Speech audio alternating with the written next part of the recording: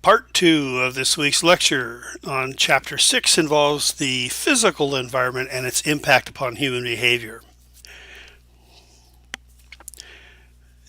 This is still another context in which to consider human behavior. We've been looking at I think, internal aspects with psychology and spirit and biology and those types of arenas, and now we're looking at the external environment here, and the physical environment is the next part of that after culture. This involves both the physical, natural environment and the built environment, and we'll talk about both in a few moments. As far as human behavior in the physical environment is concerned, there are four broad theories involving their interaction that we're going to talk about here: stimulation theories, control theories, which really will get the most of the interestingly gets a lot of the attention in this chapter, the behavior settings theories, and ecocritical theories. Stimulation theories focuses upon the physical environment as a source of sensory information that is essential for human well-being, and it looks at the patterns of stimulation and how they influence our thoughts and feelings, our interactions, and our health. I was just I don't know if it's here or elsewhere in the chapter where it talks about being close to airports and things like this, but there was just something on the news recently about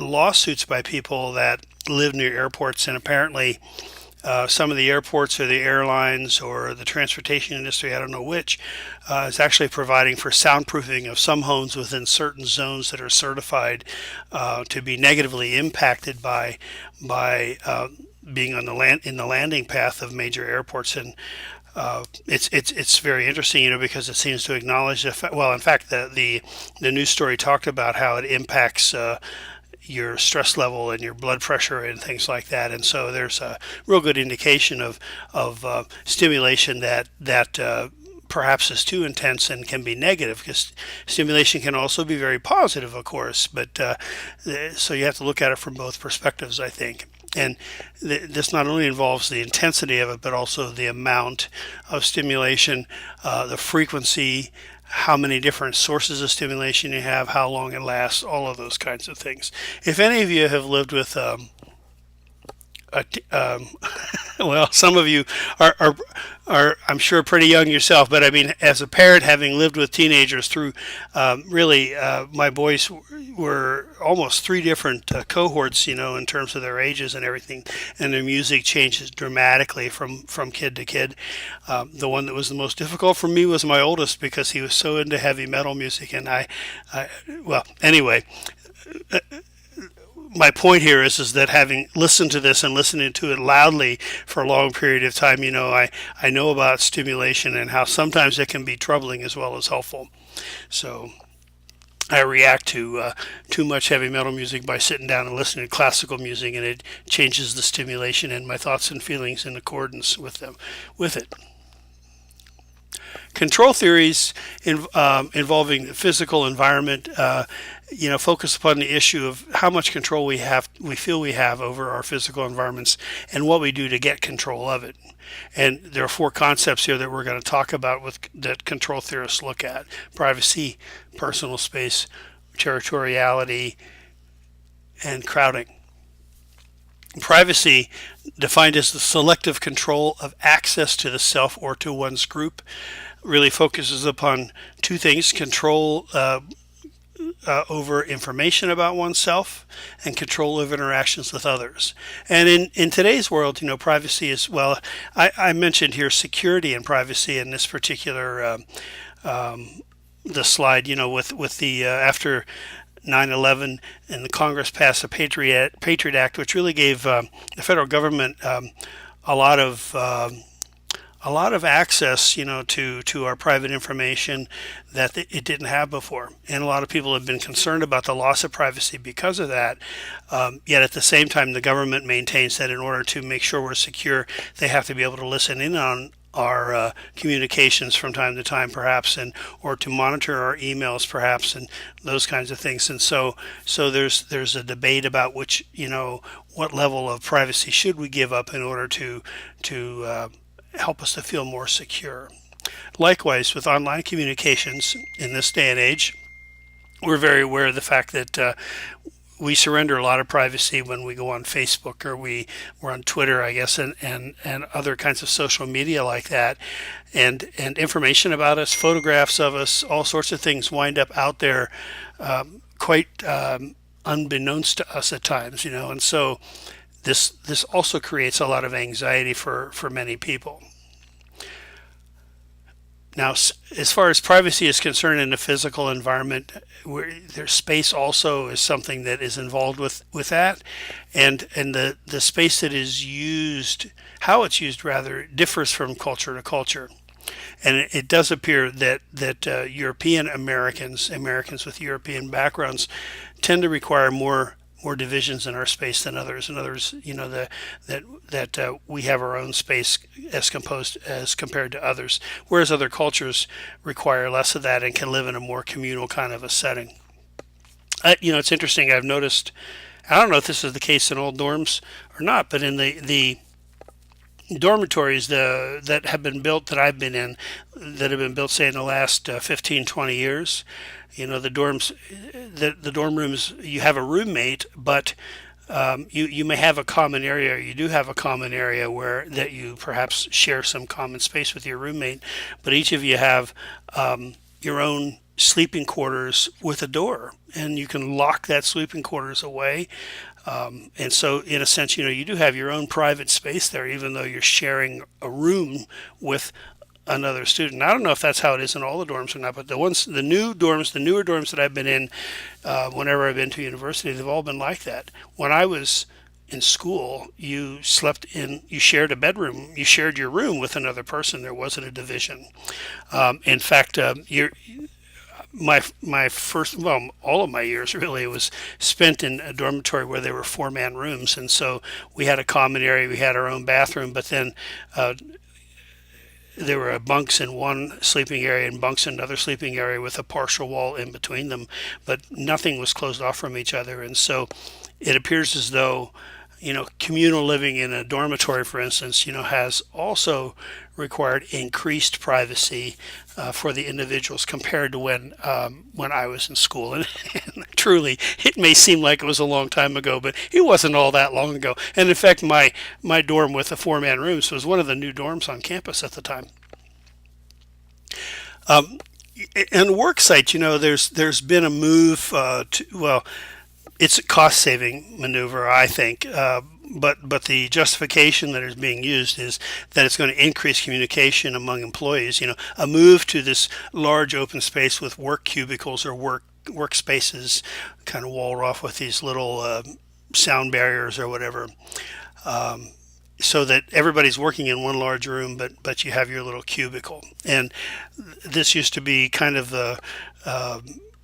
the image of what it was like to work in a business or an information agency or whatever. But now it's becoming, many social service organizations have gone to this model and went to that a long time ago.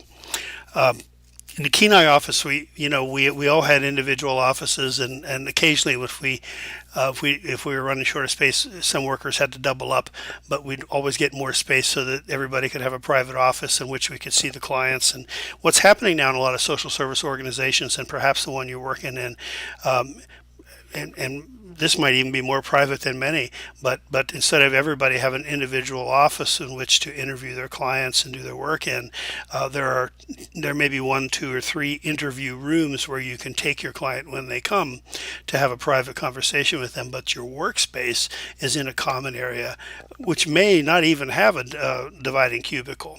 And so again, employers think this is going to increase interactions among employees, but in fact, studies have shown that actually employees communicate less in those kinds of environments with each other. It really defies the expectations. And it's probably because they're not feeling that they have the privacy they need in those kinds of settings. Personal space, which is a little different. I mean, certainly privacy's got something to do with this, but this is interpersonal distance. That is the physical distance that we choose to maintain in our relationships with others. Now, it's kind of, this is not a new concept at all, and the amount of distance, the amount of personal space we need in interactions with others varies and depends a great deal upon the nature of the relationship that you have with the other person.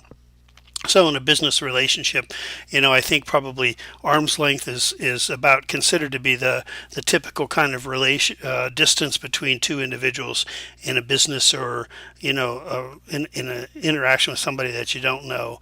And then as you become more familiar with the individual, you the space demanded in the interaction becomes less and less and less. And of course, in intimate relationships, you're not going to be able to see daylight between people sometimes. So it's really all about the nature of our relationship. But you may know that there are some people, even who you are friends with, who you still need to keep a little more distance with them perhaps than you do with other people. I had a student who used to, and she was kind of only half kidding about it, but she used to say, "You're in my bubble." And when somebody would walk past a little too close to her, and she always noticed when people were getting closer to her, and it gave her a certain amount of discomfort. And I think we all have varying degrees of comfort depending upon, well, a number of different things, not only our relationship with other people, but also things like our culture. In some cultures, around the world, personal space is really not an issue, and in fact, people get much closer to each other when they talk. And if you've ever spoken with somebody from one of those cultures, what you see is people backing away, and the person from the other culture moving towards the person again, and it's all very interesting how that works. So it's all related to attachment style and also experiences in your own life. Previous victimizations can certainly have a lot to do with how comfortable you are too. Sting had a song, Don't stand so close to me," and it's a song about, if I remember correctly, it's a song about an employer who has a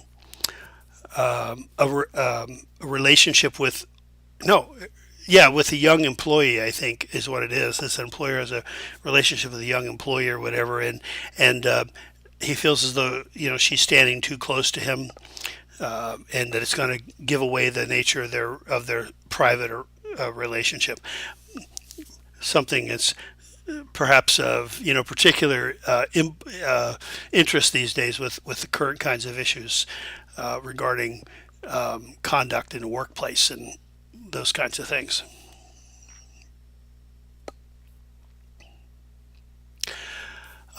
Territoriality is another concept in the control theory.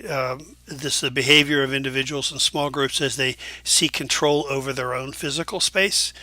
And it's also used to refer to attempts to control objects, roles, and relationships. There are, the possessive husband that doesn't want his wife to go out. Now, this can certainly be a characteristic of an abusive relationship, but it's also it also occurs sometimes in non-physically abusive relationships, and maybe based upon jealousy, or maybe based upon a sense of territoriality, this kind of ownership that sometimes men in particular believe that they have in regards to the members of their family.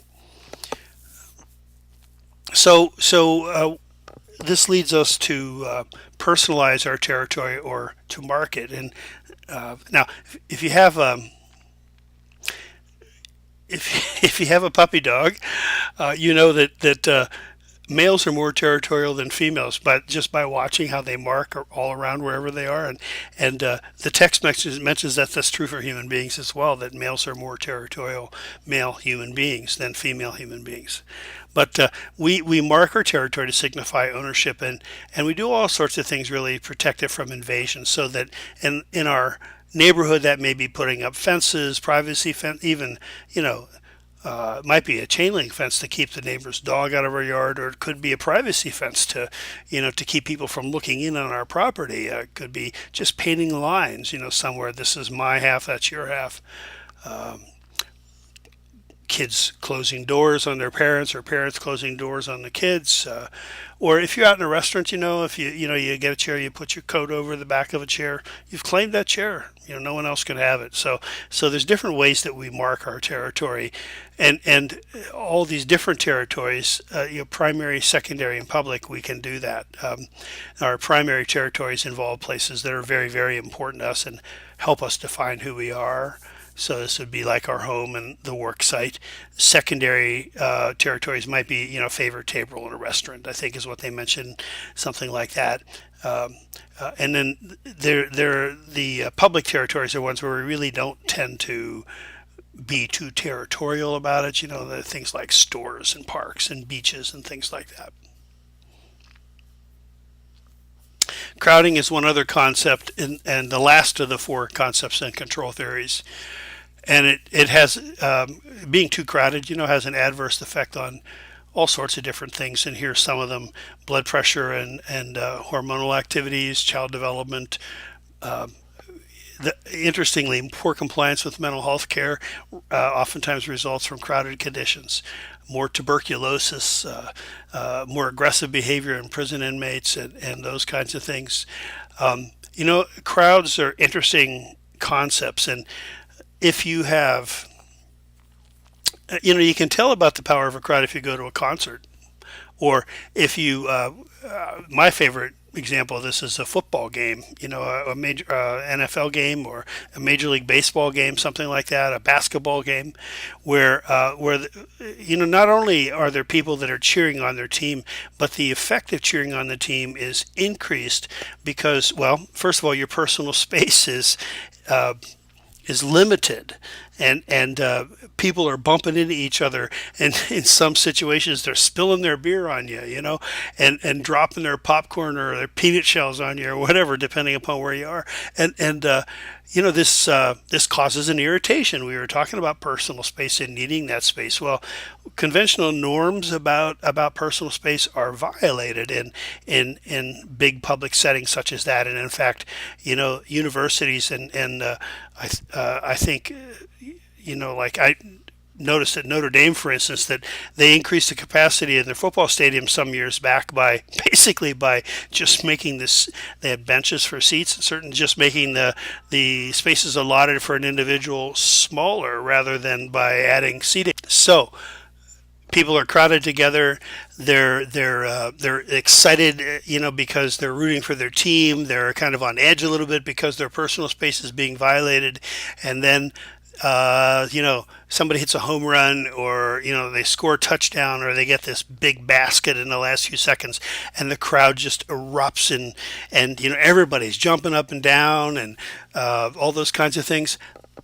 This is all because of crowding. This is the interactionalist perspective, actually. That we observe the people close to us being excited, we become excited, and then they're excited because we're excited, and it just has this snowball effect. And now that's a positive description of what can happen with crowding. Think about life in the inner city, perhaps in a crowded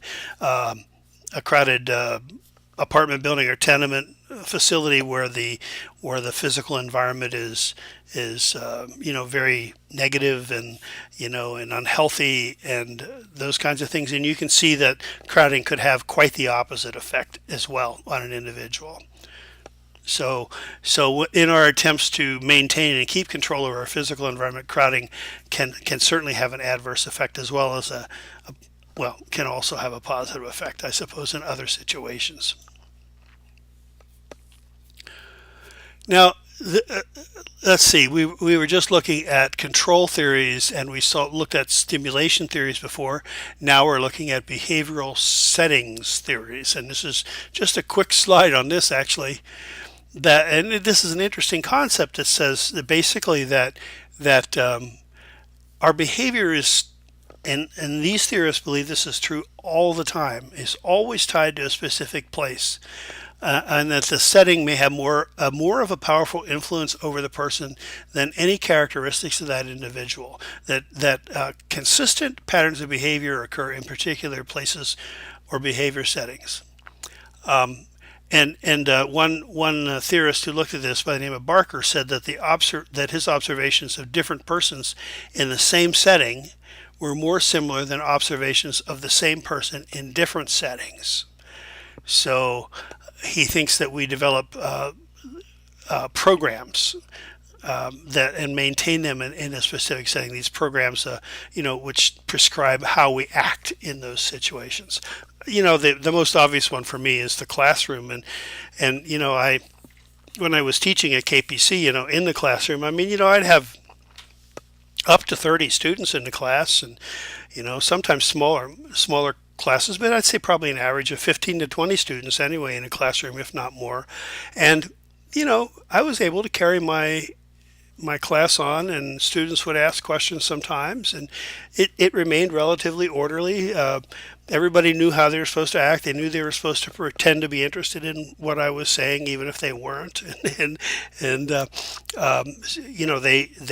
knew that they weren't supposed to be chatting with each other, even though occasionally a few did. Those kinds of things. But for the most part, all of these students, from all of these young people and older people as well, from different backgrounds and different living situations, all knew how to act in that setting, in that situation. Their behavior was determined by the setting. And yet I would bet that, by the evening time, you'd have 15 to 20 different kinds of behaviors going on that had, that was really quite different. And so this is kind of a demonstration of this, I think.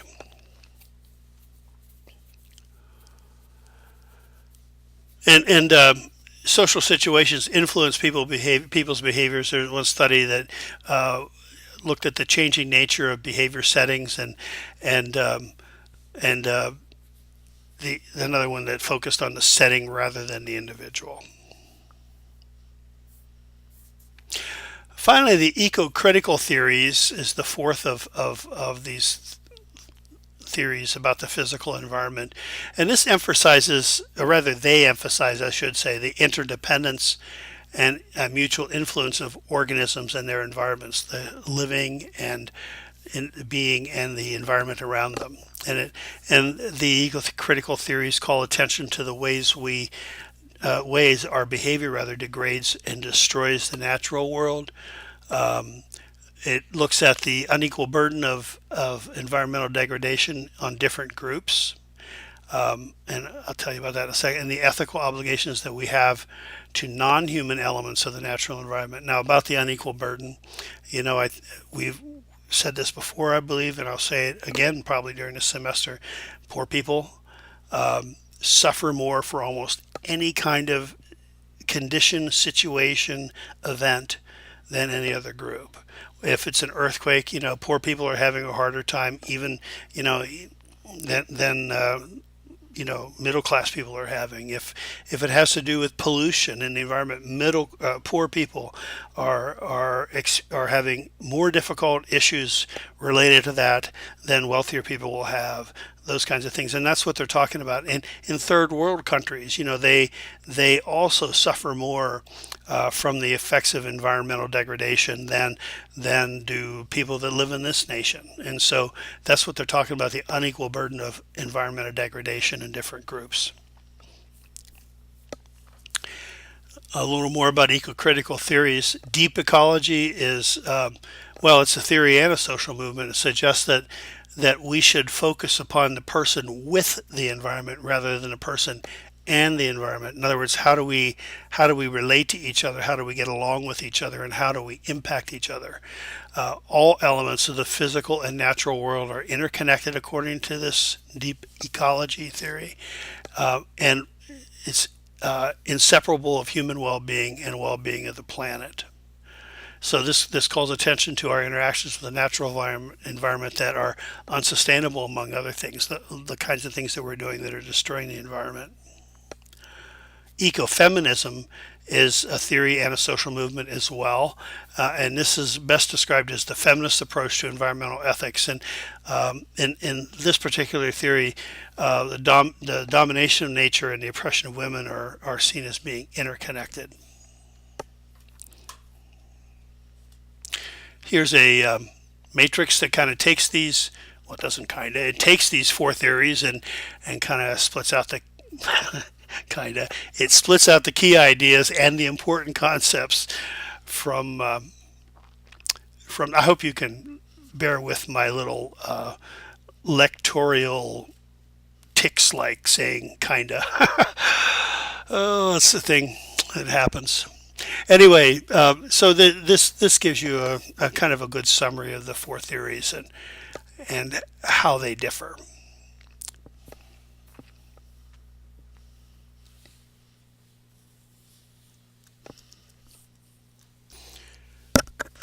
Now, having talked a little bit about ecocritical theories, we're going to move on to taking a look at the natural environment and its impact in the interactions with human beings.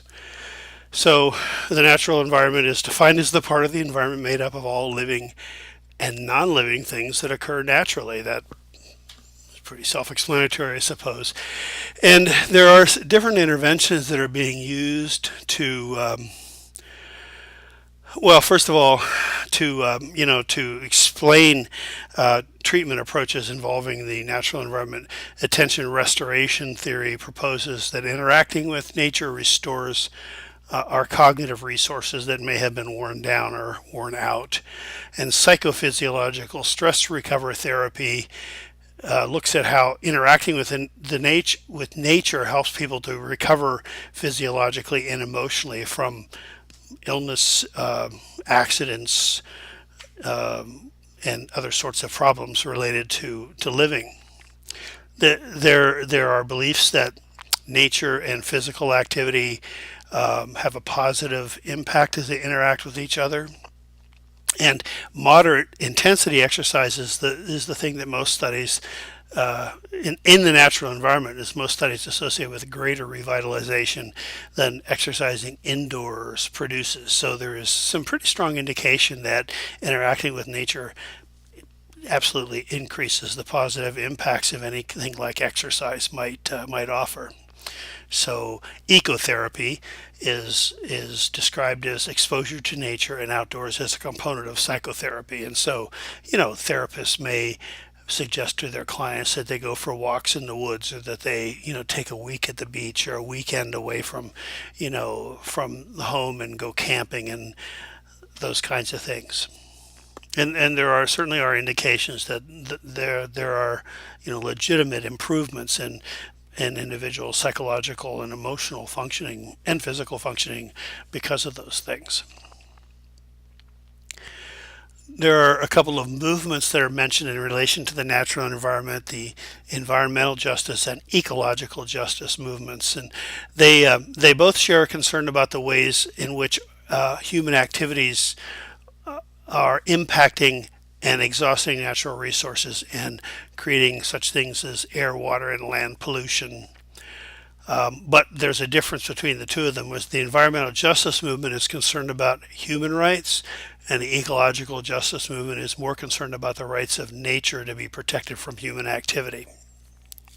The environmental justice movement looks at the degradation of the natural environment, and we were talking earlier or I was talking earlier about how certain groups suffer more from ecological problems, pollution or whatever it might be. And in this particular situation, the environmental justice movement says that justice is achieved when all groups of people have an equal share of the harmful environmental effects of the policies and operations of business and government.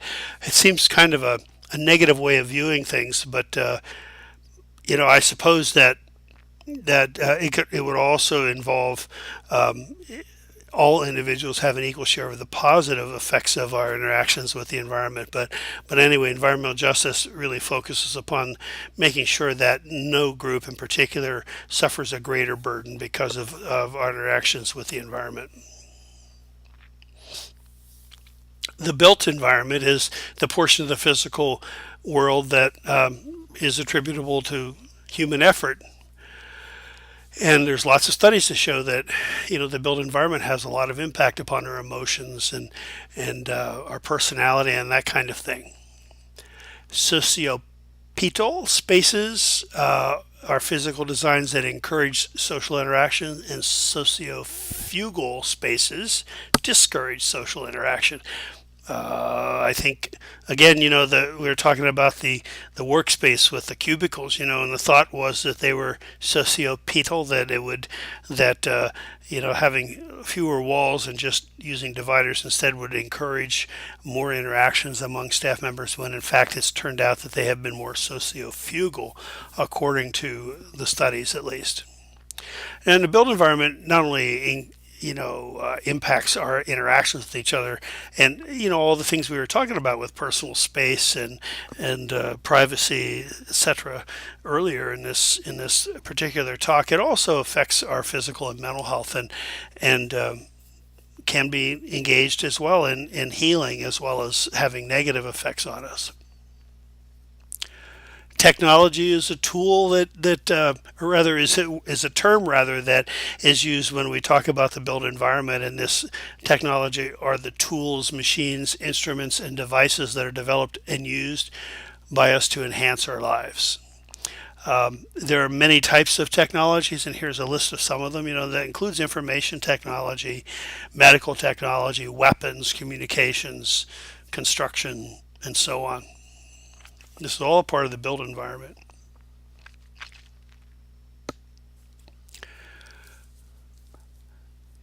We spend a little bit of time looking at healing environments in this chapter, in particular, talking about hospital design, and as time has, it talks about how, in the 1800s, I guess, when hospitals were being built, they were built with big windows because there was an acknowledgement and understanding that lots of daylight had a positive effect on healing, and in fact, studies have shown that to be the case, and I think it's pretty well described in the text. How positive the impact can be on exposure to these things.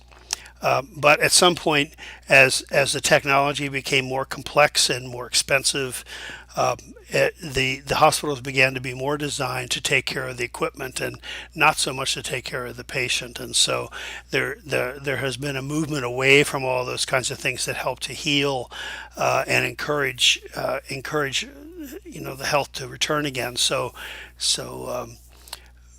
anyway, this is just something that I think is one thing to consider in design, for places like hospitals and nursing homes and things like this. Hospital noise is also talked about here, even including paging and things like this. And some hospitals are trying to do some things to reduce that, but all these kinds of things have a direct impact upon how quickly people get better. Place attachment.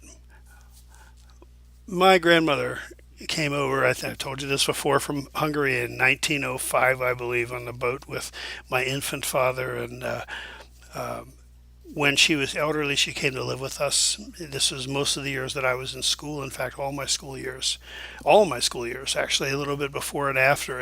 And she was pretty much confined to her room as she got older. She lived to be into her early 90s, and I can remember sometimes my father would order music with Hungarian. They used to call them gypsy strings. Hungarian musicians would, and he'd see these on late night television. He would order these albums, and when he'd get them, he'd put them on the stereo. Grandma would come down from her room and sit in front of the stereo, and she'd start to cry and cry and cry.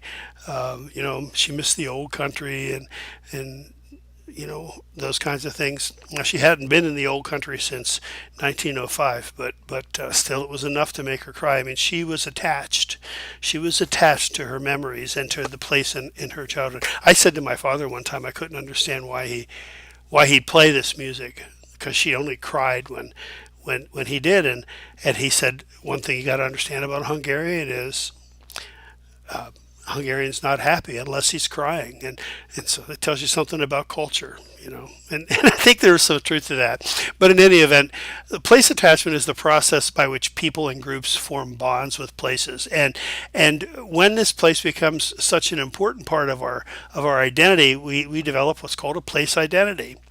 And when you think about this, it's not only about immigrant families and refugees, but these are certainly, and persons displaced by natural disaster. These are all people we're going to come into contact with in our work, and this is an important issue about human behavior. Is the attachment to the place from whence they came. Where they had been. And probably the lack of attachment to their new surroundings, whatever that might be. And when you think about it in other terms, like children, for instance, that are belong to a military family. You often hear that those individuals that move from place to place to place to place become very good at forming new attachments, but sometimes those attachments aren't very deep because they learn that they're going to have to let go of that relationship and move on to another one.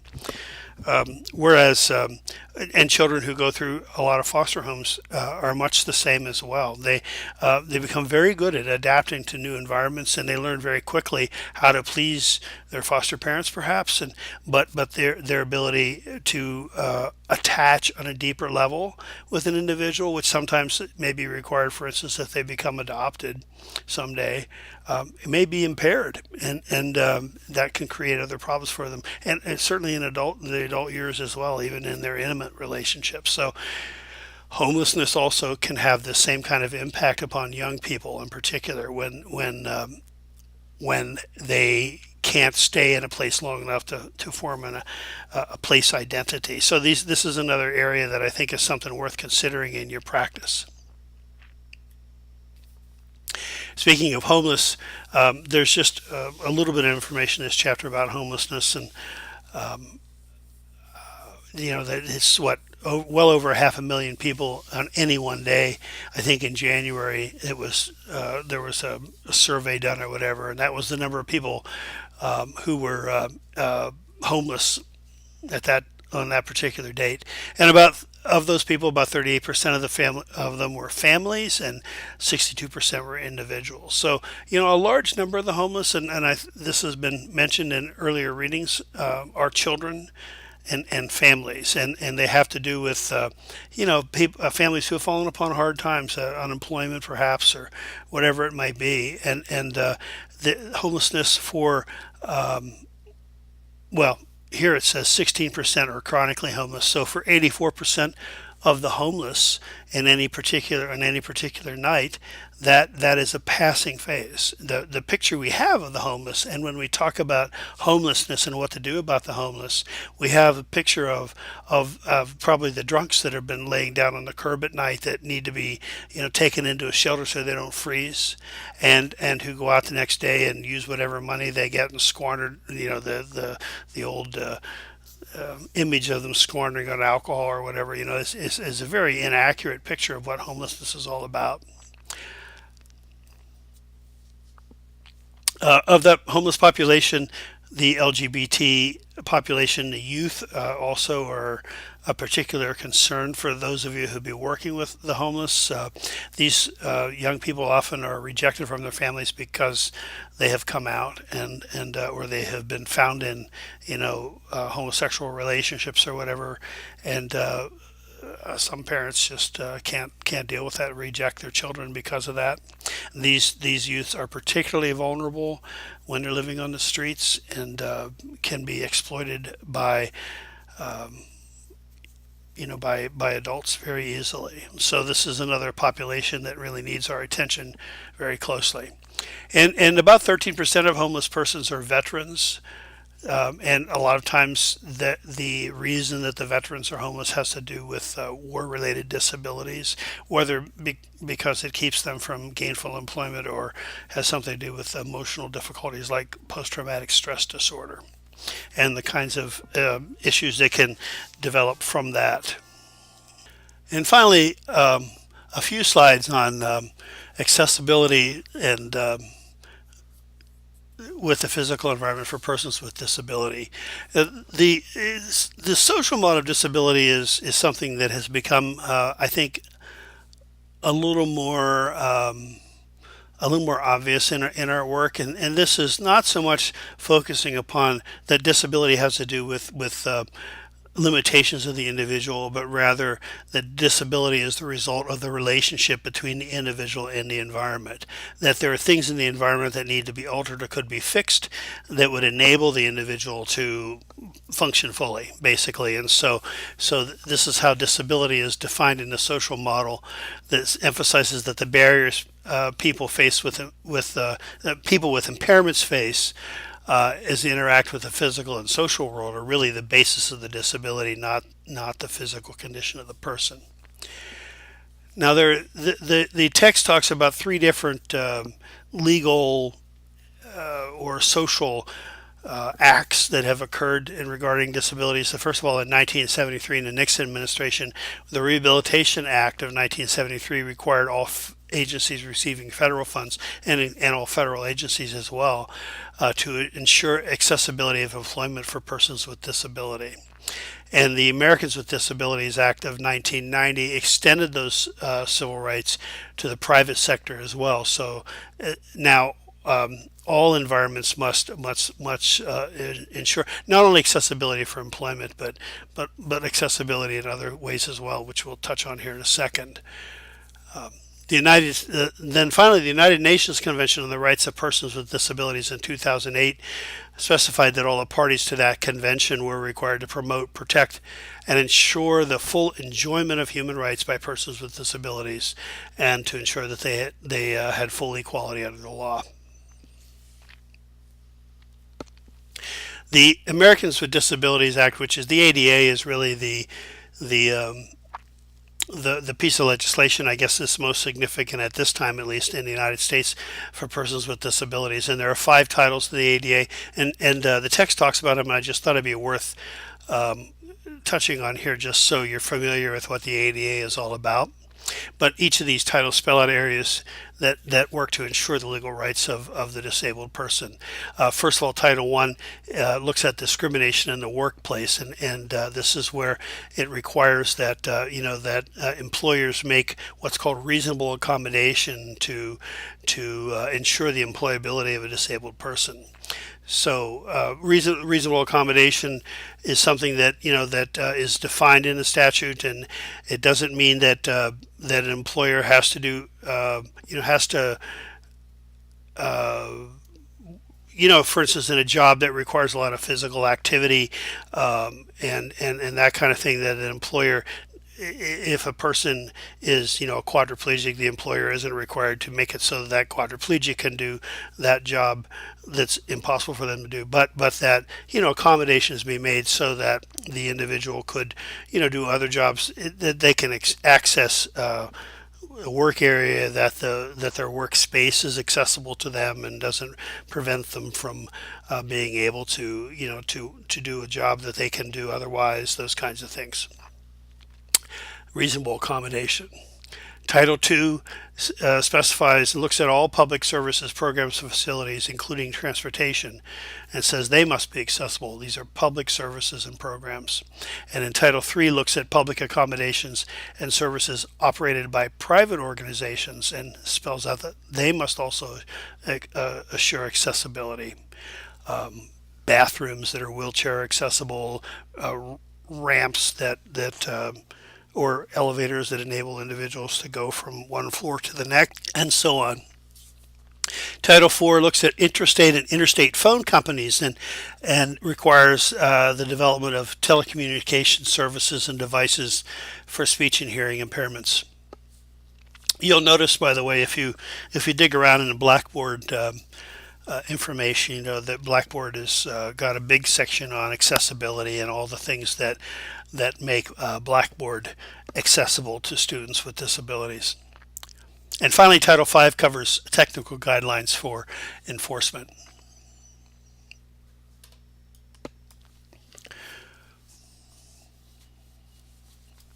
So all around the world, people with disabilities are indeed less likely than others to be employed. The government needs to focus its attention upon investments to make environments more accessible so that their employment rate can be higher. It quotes some disabled individuals saying, instead of focusing upon taking care of dependencies, how about making environments better so that we can access them and take care of ourselves. In the years ahead, also as the baby boomer generation ages, accessibility may become an issue for the elderly population as well. There are all sorts of technologies that are mentioned in the text, in fact, at different points in this chapter, increasingly available to assist individuals with disabilities, but still pretty expensive in many respects. And so, but it's expected that as more and more technologies become available to make to make things better and more accessible for individuals with disabilities, it's also going to change the guidelines about optimal environmental design. And so it's very possible that you'll see other advances in terms of the physical environment and how to increase accessibility for individuals in the future as well. So that's it for the second part of chapter 6. And if you have questions, please be sure to let me know. Otherwise, I'll catch you in the next chapter. Bye.